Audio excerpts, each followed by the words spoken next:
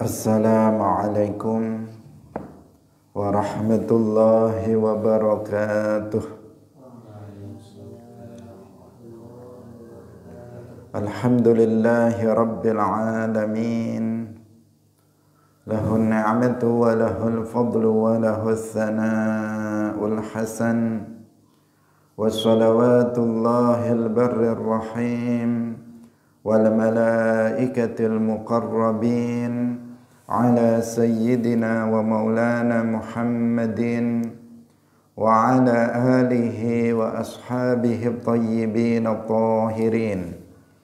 Allahumma la sahla illa ma ja'altahu sahla wa anta taj'alul hazna idza syi'ta sahla.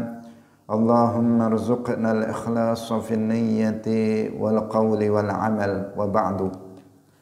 Ila Nabiyil Mustafa sallallahu alaihi wasallam wa ikhwanihi minal anbiya'i wal mursalin wa syuhada'i was salihin, khususan ila sultanil awliya Syekh Abdul Qadir Al-Jilani wa Syekh Ahmad Ar-Rifa'i wa Syabahidina Naqsyabandi wa Syekhina Abdullah Al-Harari wa ila arwahi muassisi jam'iyyati Nahdlatul Ulama Syekh Muhammad Hashim Ash'ari wa Syekh Bisri Sansuri wa Syekh Abdul Wahab Hasbuwah wa ila arwahi jami'i ahli al-qubur minal muslimin wal muslimat. Al-Fatihah.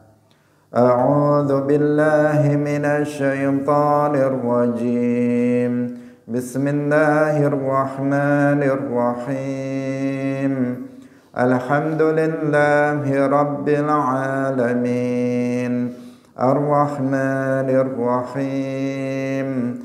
Maliki yaumiddin. Iyyaka na'budu wa iyyaka nasta'in. Ihdinas siratal mustaqim. Siratal ladzina an'amta 'alaihim ghairil maghdubi 'alaihim waladdallin. Amin. Hadirin hadirat kaum muslimin muslimat, pemirsa Madu TV rahimakumullah. Alhamdulillah, kita bersyukur kepada Allah Subhanahu wa taala pada pagi hari ini. Allah Subhanahu wa taala masih melimpahkan nikmat-nikmatnya kepada kita semuanya. Nikmat iman, Islam, taufik, sehingga pada pagi hari ini kita bisa kembali berjumpa melanjutkan pengajian kitab Jawahir Al-A'immah fi Tafsiri Juz'i Amma. Semoga kebersamaan kita pada pagi hari ini diberkahi oleh Allah Subhanahu wa taala. Kita semuanya mendapatkan ilmu yang manfaat, barokah fid dunya wal akhirah. Amin ya rabbal alamin. Salawat dan salam semoga tetap terlimpahkan kepada Nabi Agung Nabi Muhammad sallallahu alaihi wasallam, para sahabatnya, keluarganya, serta seluruh umat Islam yang mengikuti beliau ila yaumil qiyamah. Kita ikhlaskan niat kita masing-masing, kita ngaji lillahi ta'ala. Kita masih dalam pembahasan tafsir suratul A'la, bagian yang akhir. Mari kita baca terlebih dahulu suratul A'la. A'udzu billahi minasy syaithanir rajim. Bismillahirrahmanirrahim. Sabbih isma rabbikal a'la. الذي خلق فسوى والذي قدر فهدى والذي أخرج المرعى فجعله غثاء أحوى سنقرئك فلا تنسى إلا ما شاء الله إنه يعلم الجهر وما يخفى wa nuyassiruka lil yusra fadzakir in nafa'atiz dzikra sayadzakkaru man yakhsha wa yatajannabuhal ashqa alladzi yaslan naral kubra thumma la yamutu fiha wa la yahya qad aflaha man tazakka wa dzakara isma rabbih fasalla bal tu'thiruna al-hayata ad-dunya wal akhiratu khairun wa abqa inna hadza lafi as-suhufil ula suhufi Ibrahim wa Musa. Hadirin hadirat rahimakumullah, kita sampai pada ayat qad aflaha man tazakka, ayat yang ke-14 dari suratul A'la. Qala Allah Ta'ala qad aflaha man tazakka. Qad aflaha, teman-teman wis beruntung, faza tegese wis beruntung sapa man wong tazakka, ay man tatahhara tegese wong kang sesuci, tegese man wong tatahhara kang sesuci apa man sapa man minasyirki saking syirik. Wa qala lan ngucap sapa man la ilaha illallah, la ilaha ora ana kang den sembah kelawan hak iku maujud illallahu kejaba namung Allah. Qalahu qala was ngucap ing ucapan ing kaul ing pendapat sapa Ibnu Abbas.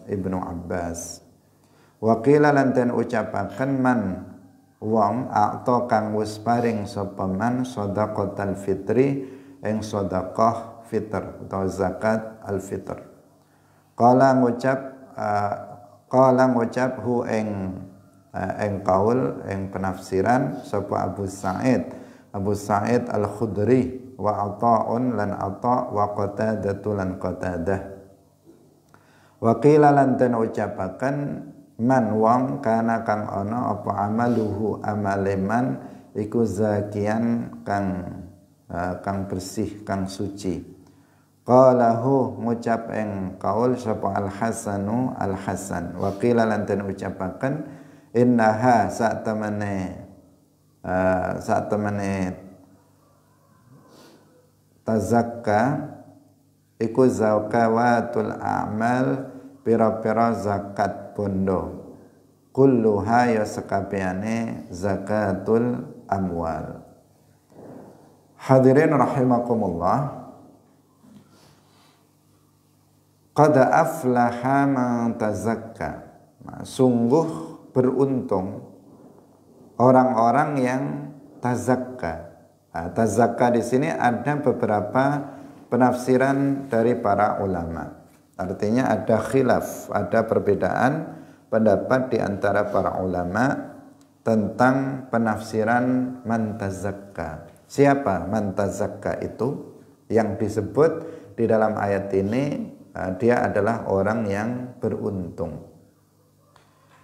Penafsiran yang pertama yaitu penafsiran dari Tarjumanul Quran Abdullah bin Abbas radhiyallahu anhuma. Beliau mengatakan bahwa tazakka, man tazakka itu adalah man tatahhara minasyirik, yaitu seseorang yang membersihkan diri, mensucikan dirinya dari perbuatan syirik, dan dia mengatakan la ilaha illallah. Jadi man tazakka, yang orang yang beruntung adalah orang yang mensucikan dirinya dari perbuatan syirik. Dan kita tahu bahwa syirik artinya ibadatun li ghairillah, ibadah kepada selain Allah. Itu yang disebut dengan syirik. Seseorang yang beribadah kepada selain Allah, artinya ibadah itu adalah puncak ketundukan Itu yang disebut dengan ibadah. Seseorang yang memberikan puncak ketundukannya kepada selain Allah, maka dia telah jatuh kepada syirik. Dia disebut sebagai musyrik. Jadi orangnya itu musyrik, perbuatannya itu namanya syirik, yaitu perbuatan ibadah kepada selain Allah. Baik dia murni beribadah kepada selain Allah, atau dia beribadah kepada Allah tetapi dia juga beribadah kepada selain Allah, maka orang seperti ini namanya musyrik. Perbuatannya syirik salah satu bentuk dari kekufuran. Karena kufur itu ada dua macam. Ada kufur syirik, ada kufur ghairu syirik. Kufur syirik itu kufur yang mengandung ibadah kepada selain Allah. Seperti misalnya seseorang yang dia beribadah kepada matahari, dia beribadah kepada setan, beribadah kepada iblis, maka orang-orang ini dikatakan telah jatuh pada kufur syirik. Yang kedua ada kufur ghairu syirik, kufur yang tidak mengandung unsur ibadah kepada selain Allah. Seperti seseorang yang misalnya dia mencaci maki Allah atau dia mencaci maki Nabi. Misalnya seseorang mengatakan dengan lisannya Allah itu gak adil, Allah itu zalim. Di sini gak ada unsur ibadah kepada selain Allah, tetapi yang ada adalah unsur penghinaan kepada Allah.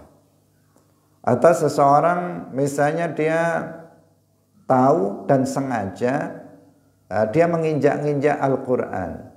Dia tahu bahwa itu Al-Quran dan dia sengaja melakukan perbuatan itu, menginjak Al-Quran. Di situ nggak ada ibadah kepada selain Allah, tetapi di situ ada unsur penghinaan kepada Al-Quran. Maka itu tergolong sebagai kufur ghairu syirik. Kufur syirik atau kufur ghairu syirik sama-sama dosa terbesar yang apabila seseorang mati dalam keadaan itu, maka Allah Subhanahu wa ta'ala tidak akan mengampuninya. Dosa syirik Allah tidak mengampuninya berdasarkan firman Allah Subhanahu wa ta'ala, innallaha la yaghfiru ay yushraka bihi wa yaghfiru ma duna dzalika liman yasha. Sesungguhnya Allah itu tidak mengampuni dosa syirik dan mengampuni dosa di bawah syirik bagi orang yang Allah kehendaki. Ini ayat ini menegaskan bahwa Allah Subhanahu wa ta'ala itu tidak akan mengampuni dosa kufur syirik, yaitu kufur yang mengandung unsur ibadah kepada selain Allah Subhanahu wa ta'ala. Maksudnya apabila orang tersebut mati dalam keadaan tersebut. Karena kalau ada seseorang itu misalnya dia beribadah kepada selain Allah, artinya dia musyrik, tetapi kemudian dia masuk Islam dengan mengucapkan dua kalimat syahadat dan mati dalam keadaan muslim, maka kesyirikan itu sudah diampuni oleh Allah Subhanahu wa ta'ala, yaitu diampuni dengan dia masuk ke dalam agama Islam. Tapi kalau seseorang itu mati dalam keadaan syirik, maka Allah Subhanahu wa ta'ala itu tidak akan pernah mengampuni dia di akhirat. Yang kedua, dosa kufur ghairu syirik, kufur tetapi tidak mengandung unsur kesyirikan, tidak mengandung unsur ibadah kepada selain Allah. Ini juga tidak diampuni oleh Allah. Dalilnya, innalladzina kafaru wa saddu an sabilillahi thumma matu wa hum kuffarun falan yaghfirallahu lahum. Sesungguhnya orang-orang yang kufur wa saddu an sabilillah, dan mereka itu menghalang-halangi orang lain untuk masuk ke dalam agama Islam, tapi ini bukan syarat. Tsumma matu wa hum kuffarun. Kemudian mereka orang-orang kafir ini mati dalam keadaan mereka sebagai orang-orang kafir. Falai yaghfirallahu lahum, maka Allah sekali-kali tidak akan pernah mengampuni orang-orang itu. Orang-orang yang kafir itu, yang mati dalam keadaan kafir. Di sini tidak disebut syirik sama sekali, menunjukkan kufur secara umum, baik kufur syirik maupun kufur yang tidak mengandung unsur syirik.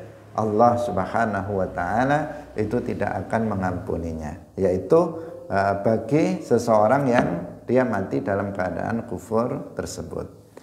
Hadirin yang dirahmati oleh Allah Subhanahu wa taala. Jadi orang yang beruntung adalah orang yang mati dalam keadaan muslim. Orang yang mati dalam keadaan mukmin, orang yang mati dalam keadaan meyakini la ilaha illallah Muhammadur Rasulullah. Itulah orang yang beruntung nanti di akhirat. Sedangkan orang yang mati dalam keadaan kafir, musyrik atau ghairu musyrik, maka di akhirat dia tergolong sebagai orang yang merugi. Orang yang mati dalam keadaan mukmin dia beruntung karena dia adalah ahlul jannah. Dia penduduk surga selama-lamanya. Orang-orang yang mati dalam keadaan kafir, dia orang-orang yang rugi karena nanti di akhirat dia adalah ahlun nar. Dia adalah penduduk neraka dan dia akan abadi selamanya di dalamnya. Jadi man tazakka, pendapat pertama mengatakan yaitu man tatahhara minasyirki wa qala la ilaha illallah. Bukan hanya sekedar meyakini la ilaha illallah, tetapi dia juga meyakini maknanya, meyakini makna la ilaha illallah. Karena tidak cukup seseorang itu hanya sekedar mengatakan la ilaha illallah, tetapi dia tidak meyakini makna la ilaha illallah. Hadirin yang dirahmati oleh Allah Subhanahu wa taala. Ini makna yang pertama. Makna yang kedua, menurut Abu Sa'id Al-Khudri dan Qatadah, beliau mengatakan bahwa man tazakka artinya man a'ta shadaqatal fitri, yaitu seseorang yang memberikan zakat fitrah. Sedekah itu terkadang memiliki makna zakat dalam ayat-ayat Al-Quran dan hadis-hadis Nabi. Misalnya khud min amwalihim shadaqatan, itu artinya zakatan. Innamas shadaqatu lil fuqara'i. As-shadaqat di situ artinya adalah zakat. Di sini shadaqatal fitri artinya adalah zakat fitrah, yaitu seseorang yang memberikan zakat fitrah. Zakat fitrah yang baru kita laksanakan adalah kewajiban bagi seseorang yang mendapati bagian dari bulan Ramadan dan bagian dari bulan Syawal. Dan pada malam itu dia memiliki lebihan harta dari kebutuhan pokok dia, makan, sandang, pangan pada hari raya dan malamnya, serta dia memiliki lebihan harta yang dia butuhkan untuk membayar hutangnya. Jika dia memiliki lebihan itu, maka dia wajib mengeluarkan zakat fitrah untuk dirinya dan untuk orang yang wajib dia beri nafkah. Hadirin yang dirahmati oleh Allah, itu penafsiran yang kedua. Jadi orang yang beruntung dalam hal ini adalah orang yang memberikan zakat fitrahnya, menjalankan kewajibannya mengeluarkan zakat fitrah. Kemudian penafsiran yang ketiga, man kana amaluhu zakiyan, yaitu seseorang, ini pendapat Al-Hasan Al-Bisri, yaitu seseorang yang amalnya itu baik, yang amalnya itu bersih, artinya amalnya itu baik, amal-amalnya itu soleh. Maka dia adalah orang yang beruntung. Yang terakhir, pendapat yang terakhir, yang dimaksud adalah zakat harta seluruhnya. Bukan hanya zakatul fitr, tetapi juga zakat harta seluruhnya. Tentu bagi seseorang yang berkewajiban kemudian dia mau mengeluarkan zakat atas harta yang dimilikinya, maka dia akan beruntung nanti di akhirat. Hadirin yang dirahmati oleh Allah Subhanahu wa taala. Wa dzakara asma rabbih fasalla. Wa dzakara asma rabbih ay wahdahu. Wa dzakara lan nyebut sapa man isma rabbih ing asma pangerane man ay wahdahu tegese halih suwijine rabbih.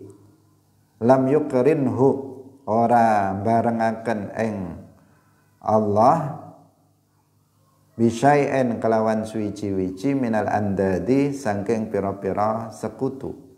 Fasalla nuli salat sapa man fiha iku ing dalam ayat salah satu aqwalin utawi telu pira-pira pendapat. Ahaduha utawi salah sijine salah satu aqwal annaha sak temene salat iku as-shalawatul khamsu iku as-shalawatu pira-pira salat al-khamsu kang 5. Qalahu ngucap ing kaul sapa Ibnu Abbas wa Muqatil lan Muqatil. Wasani lan utawi kang kaping pindho iku sholatul idain salat riyaya loro Idul Fitri Idul Adha. Qalahu ngucap ing kaul sapa Abu Sa'id Al-Khudri. Wasalisu lan utawi kang kaping telu iku sholatul tatawwu'i salat sunnah. Sholatul tatawwu' ay sholatun nafilah salat sunnah. Hadirin rahimakumullah, ini masih lanjutan dari ayat sebelumnya. Nah, siapa orang yang beruntung itu? Yang pertama man tazakka, yang menurut satu penafsiran yaitu orang yang membersihkan dirinya dari perbuatan kufur, baik kufur syirik maupun kufur ghairu syirik.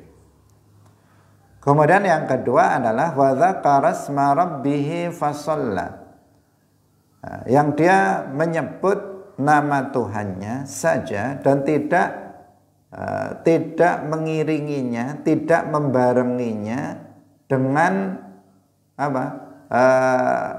Dengan selain Allah, dengan sekutu-sekutu selain Allah Subhanahu wa taala. Artinya ini memperkuat yang sebelumnya, ketika dia hanya menyebut nama Allah, tidak menyebut selain nama Allah Subhanahu wa taala. Artinya dia tidak mensekutukan Allah Subhanahu wa taala dengan makhluknya. Tidak beribadah kepada selain Allah Subhanahu wa taala. Fasalla di sini ada 3 penafsiran. Kemudian dia sholat. Apa yang dimaksud dengan sholat di sini? Menurut Ibnu Abbas dan Muqatil, yang dimaksud adalah sholat 5 waktu. Maghrib, Isya, Subuh, Zuhur, Asar. Atau kalau berurut dari mulai Zuhur, Asar, Maghrib, Isya, Subuh. Itu yang dimaksud fasalla. Kemudian dia sholat, artinya kemudian dia menjalankan sholat 5 waktu. Menurut Abdullah ibnu Abbas dan Muqatil. Penafsiran yang kedua yang dimaksud adalah sholatul aidain, sholat hari raya. Sholatul aidain, Idul Fitri dan Idul Adha. Ini dikatakan oleh Abu Sa'id Al-Khudri. Jadi ini kan sesuai dengan pendapat atau penafsiran ayat sebelumnya. Kalian perhatikan Ibnu Abbas ketika memaknai man tazakka itu dimaknai orang yang mensucikan dirinya dari perbuatan syirik, yang menghindari perbuatan syirik. Artinya orang yang beriman kepada Allah Subhanahu wa taala. Kemudian fasalla, dalam fasalla beliau memaknainya dengan kemudian dia menjalankan sholat 5 waktu. Jadi orang yang beruntung adalah orang yang beriman, mati dalam keadaan mukmin, dan dia adalah orang yang menjalankan sholat 5 waktu. Karena kita tahu bahwa sholat 5 waktu adalah sholat yang diwajibkan yang bagi seseorang yang menjalankannya secara sempurna, enggak ada satupun yang ditinggalkan, dan dia menjalankannya dengan benar secara sempurna, maka Allah Subhanahu wa taala menjanjikan surga bagi orang ini, bagi orang yang menjalankan sholat 5 waktu secara sempurna. Nah, sehingga orang yang beriman dan dia menjalankan sholat 5 waktu, maka dia akan di akhirat tergolong sebagai orang yang beruntung. Nah, kemudian yang kedua, Abu Sa'id Al-Khudri, dalam penafsiran Man Tazakka, Abu Sa'id Al-Khudri itu memaknai dengan shadaqatul fitri, dengan zakat fitrah. Maka dalam sholat fasalla di sini beliau memaknai dengan sholatul Id, sholat hari raya. Jadi konteksnya menurut Abu Sa'id Al-Khudri itu berkaitan dengan hari raya. Jadi malam hari raya dia mengeluarkan zakatul fitri, tazakka, kemudian pada pagi harinya dia menjalankan sholat Idul Fitri. Itulah yang disebut orang yang beruntung, qad aflaha, menurut sahabat Abu Sa'id Al-Khudri. Kemudian yang ketiga itu yang dimaksud adalah sholat sunnah. Nah, sholat sunnah di atas ada yang memaknainya tazakka itu dengan mangkana amaluhu zakian, yang amalnya itu berupa amal yang baik, amal yang soleh. Nah, yang murni, yang bersih. Nah, di sini untuk fasalla ada sebagian ulama yang memaknainya dengan sholatut tatawwu, yaitu yang menjalankan sholat-sholat sunnah.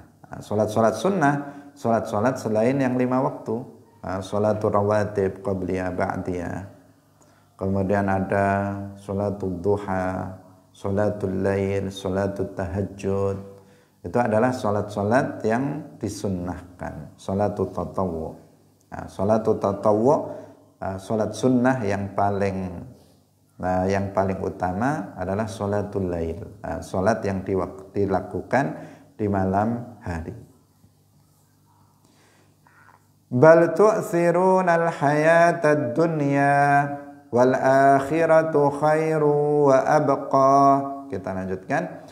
Bal tu'thirunal hayatad dunya. Bal tu'thiruna bal tu'thiruna balik disiaken sapa wong al hayata, tegese wong-wong kafir. Ini khitabnya lil kufar. Bal tu'thiruna balik disiaken sapa sira kabeh wong-wong kafir al hayata ing kehidupan ad-dunya. Khitabun khitab lil kufari maring wong-wong kafir alladzina rupane wong akeh yu'thiruna kang disiaken sapa alladzina ad-dunya ing donya alal akhirati ing atase akhirat. Li'annahum karana satemene alladzina iku la yu'minuna ora padha iman sapa alladzina biha kelawan akhirat.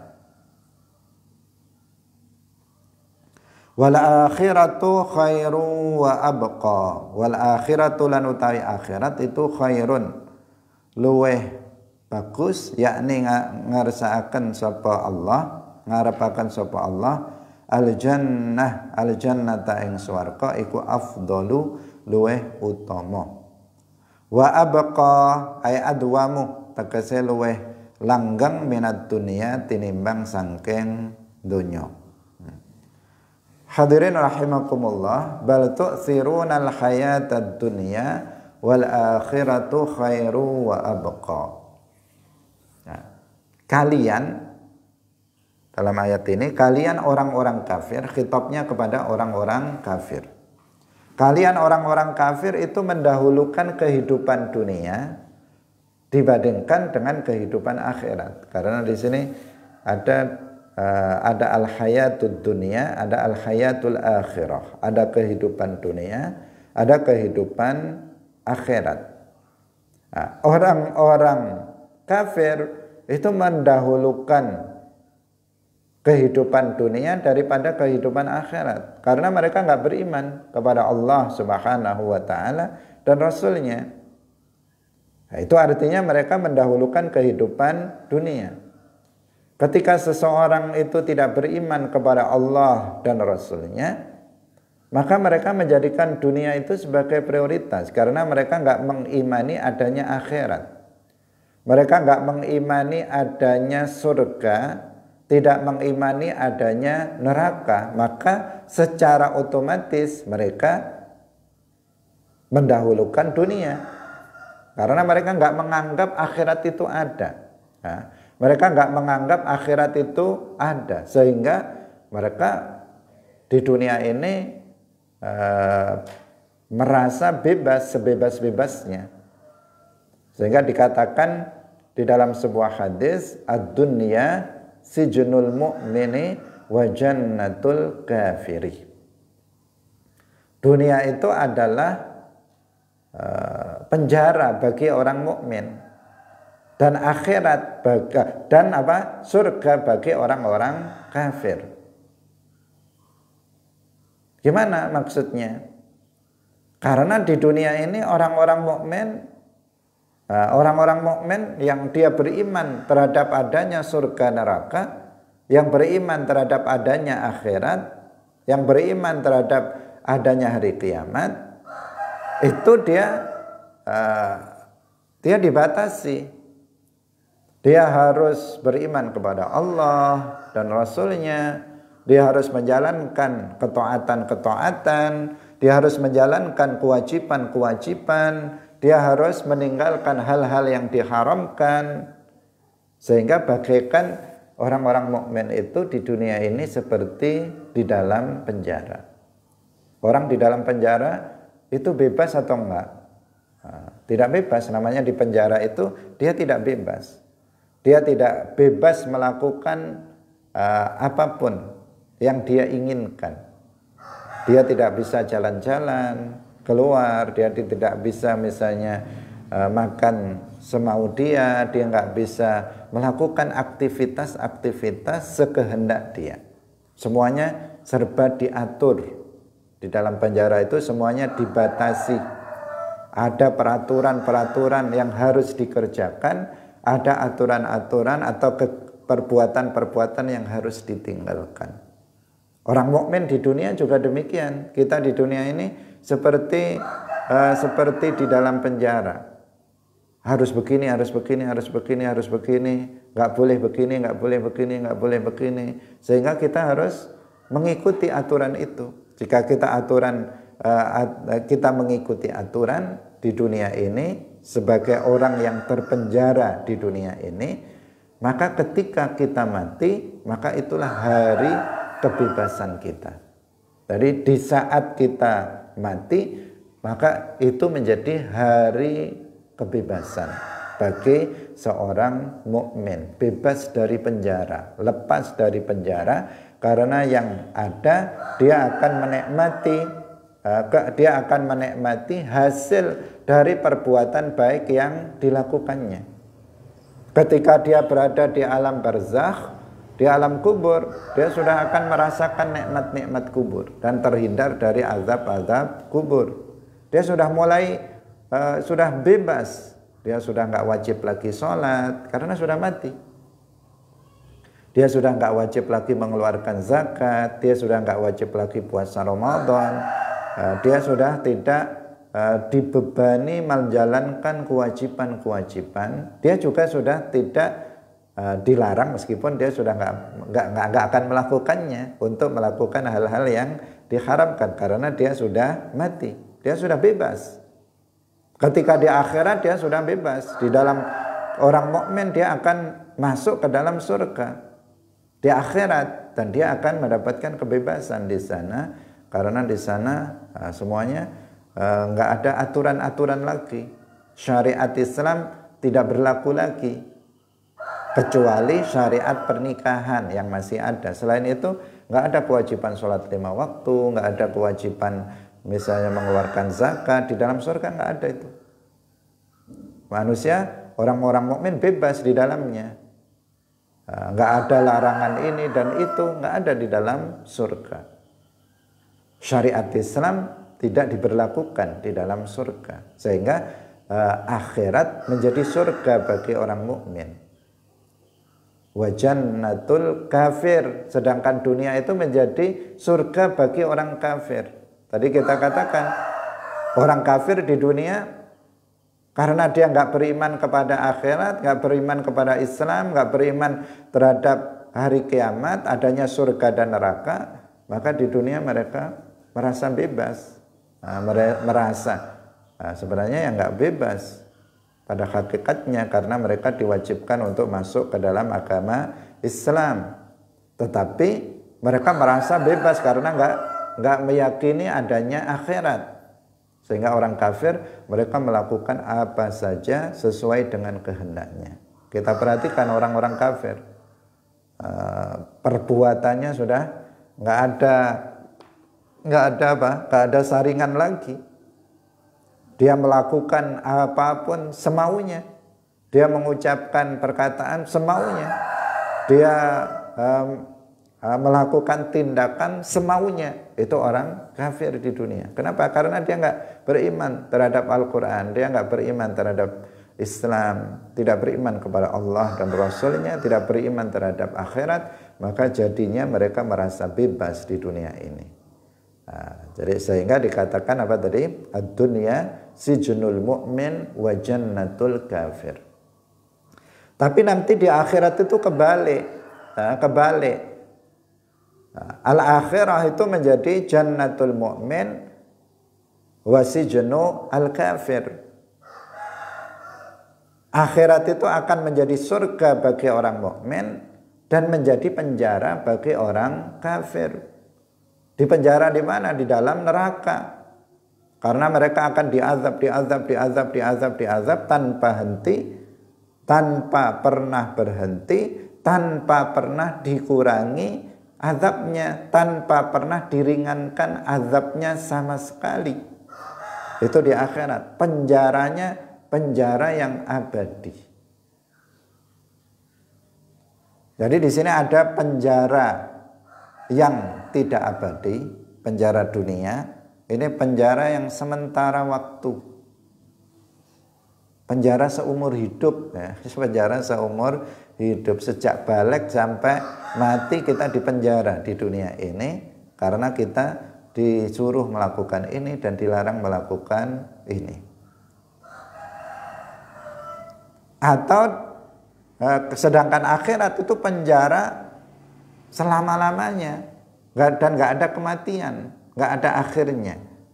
Di dalam penjara neraka itu, orang yang beriman dikatakan dia mendahulukan akhirat daripada dunia, sedangkan orang kafir dia mendahulukan dunia daripada akhirat.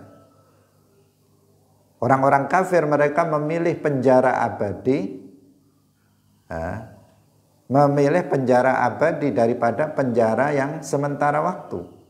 Sedangkan orang mukmin memilih penjara yang sementara waktu dan memilih surga yang abadi. Tidak memilih penjara yang selama-lamanya yang abadi. Itu orang mukmin. Maka dikatakan bal tu'thirunal hayatad dunya. Kalau orang-orang kafir mereka mendahulukan kehidupan dunia.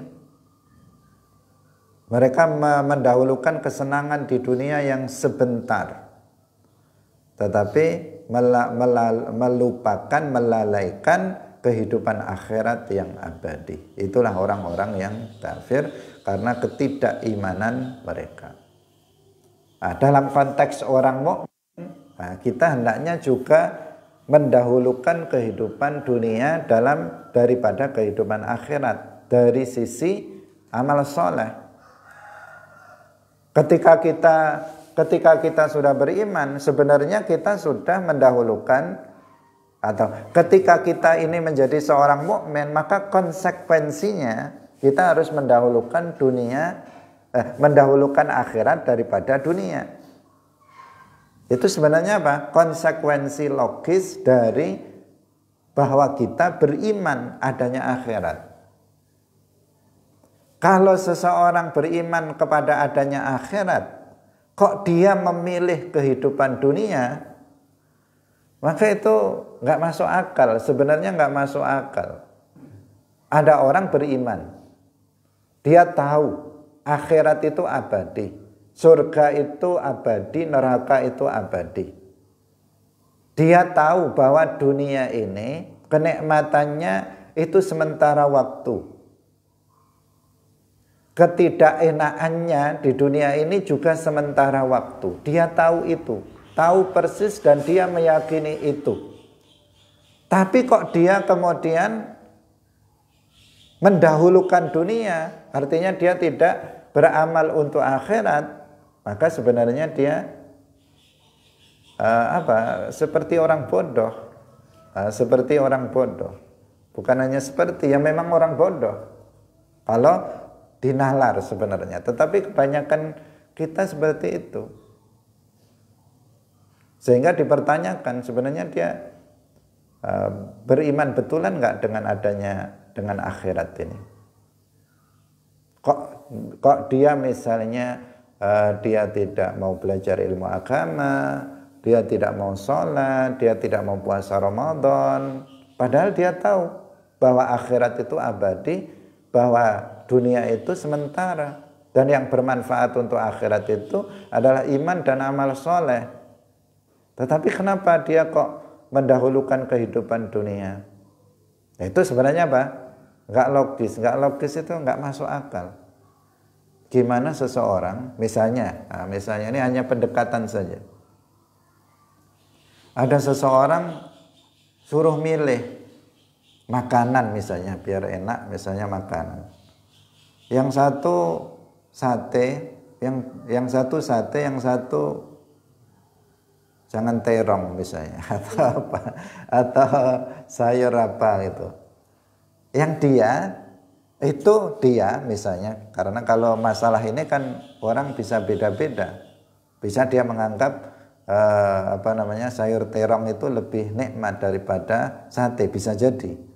Tapi ini kita menceritakan seseorang, dia jelas lebih senang sate. Dia seperti itu. Anggapan dia, keyakinan dia bahwa sate lebih enak daripada terong. Dan dia di sini suruh milih salah satu, keduanya, nggak bisa milih dua-duanya. Lah kok dia milih terong? Itu masuk akal apa enggak? Ya nggak masuk akal. Dia lebih suka sate, kok milih terong? Itu kan nggak masuk akal. Ya kalau boleh milih dua-duanya. Ini nggak boleh milih dua-duanya, milih salah satunya. Mestinya kalau orang itu pintar, kalau orang itu cerdas, semestinya dia milih yang lebih dia sukai daripada yang tidak dia sukai. Itu kalau orang itu mikir, kalau orang itu berakal. Akhirat itu lebih baik. Akhirat itu lebih abadi. Dunia itu tidak lebih baik dari akhirat. Dunia itu hanya sementara waktu saja. Terus suruh milih antara dunia dan akhirat. Kok dia milih dunia? Itu kan nggak masuk akal. Padahal dia tahu. Kecuali kalau orang kafir. Kalau orang kafir itu kan dia nggak meyakini adanya akhirat. Ya. Orang kafir nggak meyakini adanya akhirat. Mereka nggak meyakini adanya surga, nggak meyakini adanya neraka. Maka kalau mereka itu milih dunia, ya wajar saja mereka milih dunia. Ya akibatnya mereka akan masuk neraka selama-lamanya nanti di akhirat. Tapi ini ada orang beriman, tahu akhirat itu khairun, afdal, lebih utama daripada dunia. Dia tahu bahwa akhirat itu lebih abadi. Akhirat itu abadi, dunia itu sementara waktu saja. Dia tahu persis itu dan dia meyakini. Tapi ketika disuruh milih, ternyata milih dunia. Ternyata dia malah milih dunia. Itu kan aneh. Tapi begitulah keadaan kebanyakan orang. Dia lebih memilih kehidupan dunia dari kehidupan akhirat, padahal dia mengaku dia beriman terhadap adanya akhirat. Lebih apa? Lebih mencengangkan. Kok bisa orang mengaku beriman adanya surga dan neraka, mengaku beriman adanya akhirat, tapi dia milih dunia. Padahal dia tahu akhirat lebih baik dari dunia. Padahal dia tahu akhirat itu abadi, dunia itu nggak abadi. Kok bisa dia milih dunia? Nah, kita hendaknya menjadi orang yang waras, orang yang berakal, orang yang mikir. Ketika kita sudah meyakini bahwa kiamat itu ada, akhirat ada, surga itu ada, neraka itu ada, pahala atas amal soleh itu ada, azab atas amal keburukan itu ada, maka konsekuensinya kita adalah mengutamakan akhirat daripada dunia. Itu kalau kita orang yang berakal, orang yang cerdas. Dunia ini sebentar, maka kita harus gunakan untuk ketaatan. Sebagian ulama mengatakan, Sayyidina Ali radhiyallahu anhu, beliau mengatakan, ad-dunya sa'ah faj'alhu ta'ah. Dunia itu hanya sesaat saja, sebentar. Dunia itu sebentar. Maka jadikanlah dunia itu untuk beramal ketaatan. Gunakanlah untuk taat kepada Allah Subhanahu wa ta'ala. Itu menentukan kehidupan. Jadi kehidupan abadi di akhirat itu ditentukan oleh kehidupan dunia yang hanya sebentar. Kalau seseorang di kehidupan dunia yang sebentar ini, dia itu beriman dan beramal soleh, maka di akhirat yang abadi dia akan mendapatkan kebahagiaan dan keselamatan. Kalau seseorang di dunia yang sebentar ini dia itu tidak beriman dan tidak beramal soleh, maka dia akan celaka di kehidupan akhirat yang abadi.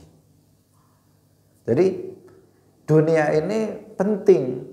Bukan penting untuk kita nikmati, tetapi penting untuk dimanfaatkan untuk mencari bekal akhirat. Sehingga dalam hadis disebutkan ad-dunya mazra'atun lil akhirah. Dunia ini adalah mazra'ah. Mazra'ah itu ibaratkan ladang. Kalau kita dalam kehidupan dunia ini kita punya lahan, sawah, ladang, kemudian kita mau bersusah payah menanamnya, menanam dengan berbagai macam tanaman, maka kita akan panen atau tidak?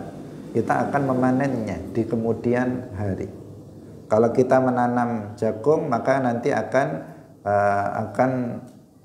panen jagung. Kalau kita menanam padi, maka kita nanti akan memanen padi. Apabila kita menanam buah-buahan, nanti kita akan memanen buah-buahan sesuai dengan yang kita tanam. Nggak mungkin kita menanam padi nanti panennya jagung, atau kita menanam misalnya buah semangka nanti panennya panen padi. Nggak mungkin. Sesuai dengan yang kita tanam. Di dunia ini juga demikian. Kalau kita menanam kebaikan, maka nanti kita untuk akhirat. Artinya tempat kita untuk beramal, tempat kita untuk beramal soleh. Hadirin rahimakumullah. Ini penting untuk diperhatikan. Wal akhiratu khairu wa abqa. Akhirat itu lebih baik, lebih utama daripada dunia, lebih abadi daripada dunia. Nah, ini yang harus betul-betul dimasukkan di dalam hati kita, ditancapkan di dalam hati kita sekuat-kuatnya. Wal akhiratu khairu wa abqa. Akhirat itu lebih baik, akhirat itu lebih abadi. Itu yang harus betul-betul diingat terus-menerus. Karena kalau enggak, seseorang kemudian lalai dengan kehidupan dunia, kemudian dia mendahulukan dunia daripada akhirat. Seperti orang kafir. Seperti orang kafir. Kalau orang kafir, ya mereka memang mendahulukan dunia daripada akhirat. Wong mereka akhirat saja nggak percaya, maka mereka dipastikan mendahulukan akhirat. Tapi kita orang yang beriman ini, masa kita mendahulukan dunia? Kita camkan, dihafalkan, kalau perlu ditulis yang besar-besar, wal akhiratu khairu wa abqa, sebagai pengingat bagi kita untuk memberikan nasihat kepada kita. Inna hadza lafi suhufil ula suhufi Ibrahim wa Musa. Innahu lam yurid, innahu satemene Allah, lam yurid ora ngarepaken ngersakaken sapa Allah, anna makna surah satemene maknane surah fi suhufil ula wal fi suhufil ula ing dalem as-suhuf al-ula. Maknane surah iku fi suhufil ula. Walal alfat lan ora lafat bi ainiha kelawan awak dhewe ne alfat. Wa inna ma arada angin pestine ngarepaken sapa Allah annal falaha satemene keberuntungan iku turunaken wasuhuf lan suhuf al ula kang kawitan al munazzalatu kang den turunaken qabla al qur'ani ing dalem sadurunge al qur'an. Suhufi Ibrahim wa Musa, qila dan ucapaken hiya utai suhufi Ibrahim iku asyru suhuf 10 suhuf nazarat kang tumurun ala Ibrahim ing atase Nabi Ibrahim. Wa Taurah lan kitab Taurah li Musa maring. Ini pertama muallif rahimahullah menjelaskan bahwa inna hadza sesungguhnya ini yang dimaksud dengan ini itu bukan makna surah ini, juga bukan lafaz dari surah ini, karena bisa difahami seperti itu. Orang yang nggak talaqi, misalnya hanya sekedar dia membaca terjemah dari surah ini, maka dia bisa beranggapan bahwa inna hadza sesungguhnya ini itu apa yang dimaksud ini. Nah, ya kan ketika seseorang pakai isim isyarah ada di dalam suhufnya Nabi Ibrahim dan Musa. Jadi makna dari surah Al-A'la itu ada dalam suhuf Ibrahim dan ada dalam suhuf Musa.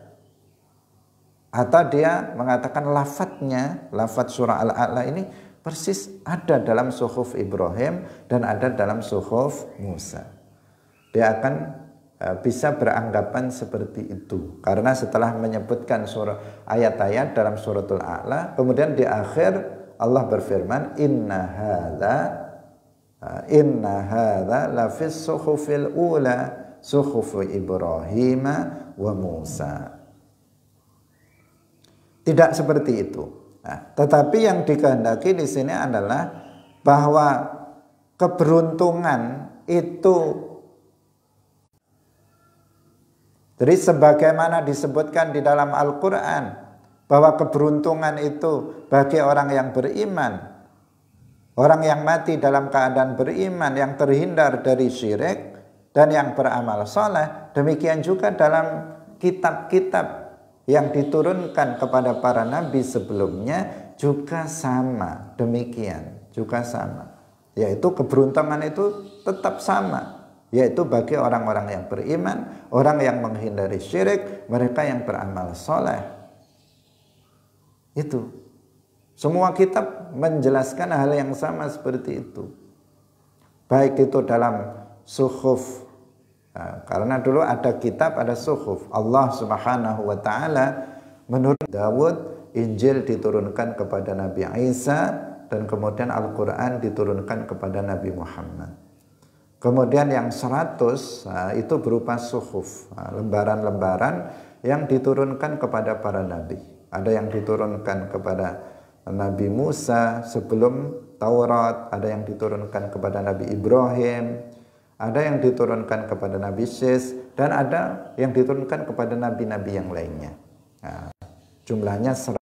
Orang yang beriman terhadap akhirat, adanya akhirat, orang yang beriman terhadap adanya hari kiamat, dan yang menghindarkan dari kesyirikan, serta mereka yang mau beramal soleh. Itulah orang yang beriman. Semuanya seperti itu. Karena kita sudah jelaskan berkali-kali bahwa agama semua para nabi itu sama, satu, yaitu Islam. Karena Islam itu agama satu-satunya yang benar, yang diridhai oleh Allah Subhanahu wa taala. Innad dina 'indallahil Islam. Semuanya mewaspadakan umat dari kesyirikan. Semuanya meminta kepada umat manusia akan menjauhi syirik dan hanya beribadah kepada Allah. Itu seruan semua para nabi. Dan itu yang dijelaskan dalam kitab-kitab yang Allah turunkan. Semuanya menjelaskan itu, menjelaskan la ilaha illallah, dan menjelaskan bahwa syirik adalah dosa terbesar yang harus dijauhi oleh umat manusia. Hadirin rahimakumullah, sampai di sini pengajian kita pada pagi hari ini. Semoga